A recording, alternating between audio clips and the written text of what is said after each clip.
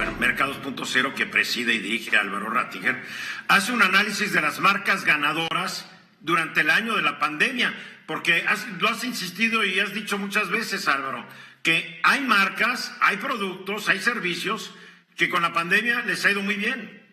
Ciertamente, Eduardo, los primeros estudios empiezan a llegar y se empieza a ver el efecto de las marcas, a qué marcas les fue bien y a qué marcas les fue muy mal. Y yo creo que una marca que voy a tomar como emblemática el día de hoy para ilustrar a los que nos están escuchando es la marca Jeep, esta marca de autos. Solía ser en Estados Unidos, en estudios de Estados Unidos, la quinta marca más querida. Y durante la pandemia fue reemplazada tal cual, lugar con lugar, por Toyota, una marca que es una marca totalmente funcional, de autos que por lo menos en Estados Unidos la gente la compra, no necesariamente por diseño, sino porque es una marca confiable y que dura. Y eso para mí es el mejor indicador de lo que está pasando en el consumidor. Hoy lo que están buscando son marcas que les duren, marcas que resuelvan los problemas, marcas que funcionen y que de algún modo no te den problemas a largo plazo. Y esto es un tema enorme para el consumidor, especialmente cuando volteas a México. El fenómeno de México y Estados Unidos no podría ser más distinto. Mientras los consumidores en Estados Unidos recibieron dinero para poder de algún modo salir adelante, recibieron un cheque mes a mes. En México, el consumidor simple y sencillamente no recibió nada. Hay un ruido ahí medio extraño de alguna máquina. Creo, Eduardo, que tu micrófono se vició, pero lo que sí te puedo decir, Eduardo, es que por lo menos en México las cosas no podrían ser distintas. Simple y sencillamente el Producto Interno Bruto en México tuvo una caída de 8.5%, lo cual es un fenómeno enorme si lo comparas con Estados Unidos, que si bien tuvo un decremento no fue tan malo. También lo que es cierto es que para el segundo trimestre del 2020, 12 millones de personas salieron de la población económicamente activa, que era algo que mencionaba correctamente Ramsés hace unos momentos. También, cuando volteas a ver a las mujeres, que también es un tema que tocó Hugo Páez, pues las mujeres básicamente retrocedieron 10 años en términos de participación laboral. Es decir, hay consecuencias enormes en la industria y en el comportamiento del consumidor. Ahora, cuando te ves en qué se traduce eso, discutíamos ahorita que cómo se siente, es que el gasto de abarrote sí creció. Por otro lado, siempre habrá segmentos que funcionen mejor que otros y que les vaya mejor. El gasto de abarrote se movió 13% hacia arriba. 40% de los consumidores hoy va a gastar mucho más en cuidado del hogar. El segmento de sanitización, como le llaman, o de limpieza o de desinfección, que se utilizan los dos términos dentro de la industria, creció 40%. Y por supuesto la gente se movió a pagos digitales. ¿Qué quiere decir esto básicamente? Que el comportamiento de marcas cambió. Por ejemplo, Live.com, un sitio de Microsoft, fue uno de los grandes ganadores de la pandemia, tuvo 65% de crecimiento sobre el tráfico normal que tenía. Por supuesto, Walmart.com también creció de manera importante, lo cual tampoco nos debe de sorprender, junto con los que ya esperaríamos que crecieran. Amazon, por ejemplo, un gran aumento en consumo hacia Amazon. Pero, Eduardo, por ejemplo, Google no creció en tráfico. De hecho, su crecimiento fue muy pequeño. Un poco lo que nosotros esperamos es cuáles son las marcas que les está yendo mejor. Naturalmente, Facebook Messenger fue uno de los grandes ganadores en términos de aplicaciones móviles y de algún modo se convirtió en el lugar al que todos los consumidores quieren ir y quieren dedicar tiempo, pero también acompañado, por supuesto, de Microsoft, que es una marca que había dejado de estar en el radar de los consumidores y ahora está mucho más. Microsoft, una marca que probablemente la gente no veía tan querida, pero en la pandemia se ha visto sumamente fortalecida. Simple y sencillamente vale la pena que veamos qué pasó entre Amazon y Apple. En Estados Unidos, por ejemplo, antes de la pandemia, la marca por excelencia era Amazon, y después de la pandemia o durante la pandemia, el gran ganador fue Apple. ¿Por qué? Entre otras cosas, porque se dedicó mucho a los consumidores, limpió tiendas y de algún modo esto ayudó de manera importante. Dime, Liliana.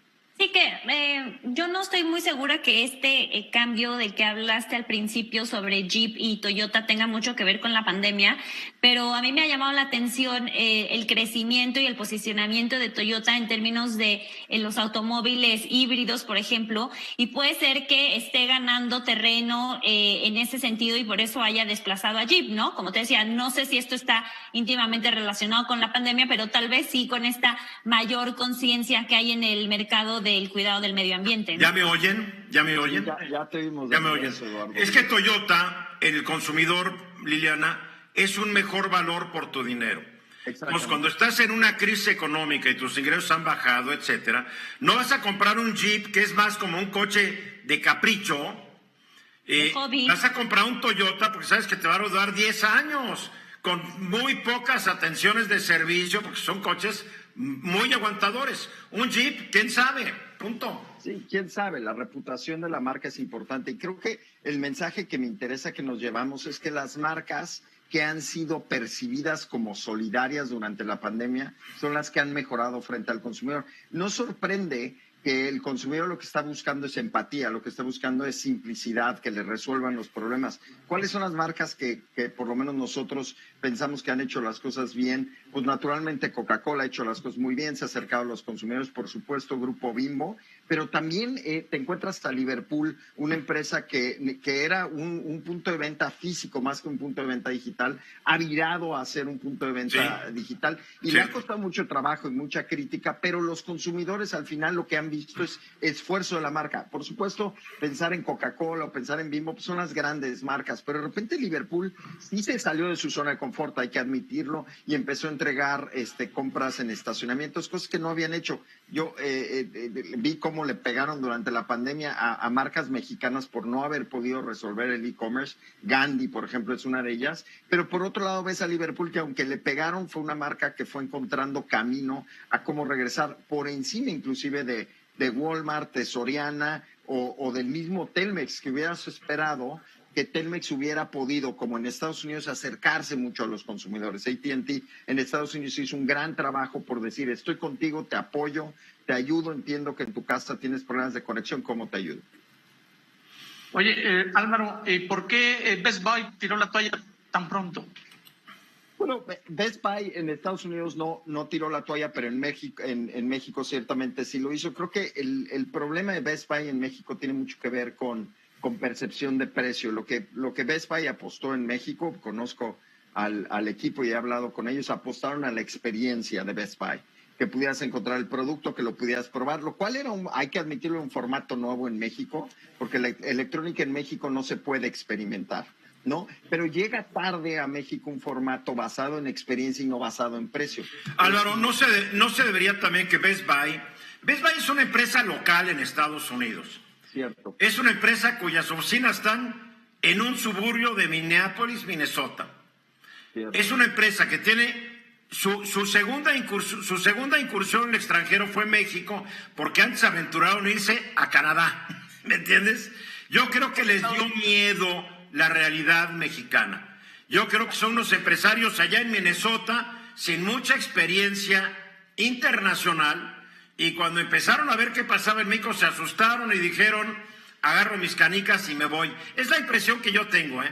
Mira, lo que te puedo decir, Eduardo, es que seguramente hay un porcentaje de cierto en lo que dices, pero también recordemos esto. México es un país predilecto para las empresas de retail norteamericanas para salir. Tan solo piensa en Walmart, con toda proporción guardada, la primera oficina, la primera tienda internacional de Walmart fue en México y durante mucho tiempo, y si no me equivoco, sigue siendo el Walmart de Miguel Ángel de Quevedo, era el Walmart que más vendía de todos los Walmarts del mundo en su momento.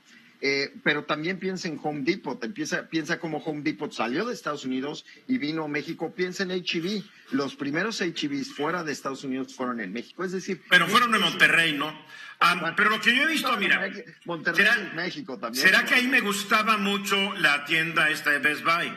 Pero no hay que olvidar que ya habían tenido una estrategia de achicamiento, porque Best Buy empezó con unas hipertiendas de electrónicos y el mercado los dejó bailando y tuvieron que achicar sus tiendas. Eduardo, yo siento que ha cometido errores muy estratégicos Best Buy y no ha quebrado porque algo ha hecho bien. Eduardo, rápidamente antes del cierre, la realidad es que Best Buy no ha quebrado porque ha sido el más lento en quebrar. Porque acuérdate, Fry's Electronics. Fry Electronics era un lugar enorme que acaba de anunciar la quiebra la semana pasada. A la gente se le olvida que CompUSA tenía inversión de Carlos Slim y también quebró. Y a la gente se le olvida que Circuit City también no cargó los pastores. Entonces, Best Buy se ha quedado solo en su segmento en Estados Unidos, lo cual es bueno, pero en México, pues, no le alcanzó el mercado, yo creo. Y a ver si no se lo come el internet a Best Buy, las compras a distancia. Mensajes. Esta fue una producción de Grupo Fórmula. Encuentra más contenido como este en radioformula.mx.